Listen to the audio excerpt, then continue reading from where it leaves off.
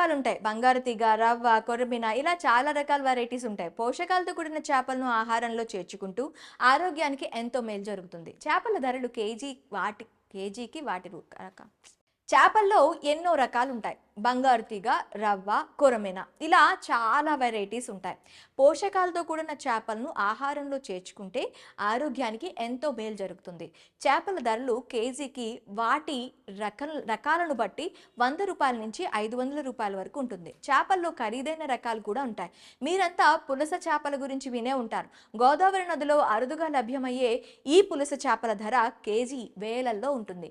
ఈ పులస చేపల మాదిరిగానే బంగ్లాదేశ్ దేశంలో హిల్స్ చేపలు ఫేమస్. బంగ్లాదేశ్లోని పద్మా నదిలో దొరికే చేపలు కాబట్టి వీటికి పద్మ పులస అనే పేరు వచ్చింది. ప్రపంచంలోని దాదాపు 70% హిల్సాలు బంగ్లాదేశ్లోనే ఉత్పత్తి అవుతాయి.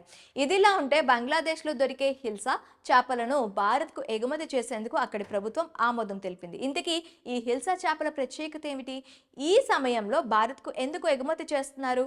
ఆ వివరాలేంటో ఇప్పుడు చూద్దాం.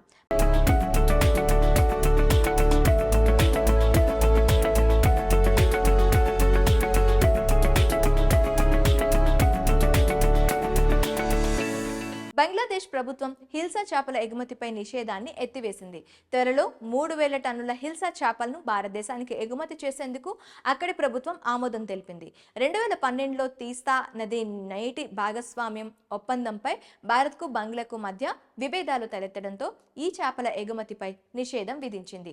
అరుదుగా దొరికే చేపలు కావడంతో స్మగ్లింగ్ ఎక్కువైపోయింది. దీంతో 2022లో బంగ్లాదేశ్ ప్రభుత్వం నిషేధాన్ని ఎత్తివేసింది.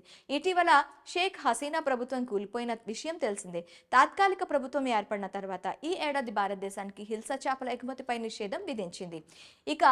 ఇప్పుడు ఆ నిషేధాన్ని ఎత్తివేసింది. మరి ఈ హిల్సా చేపలను భారత్కు ఎందుకు ఎగుమతి చేస్తారనే సందేహం కలగొచ్చు.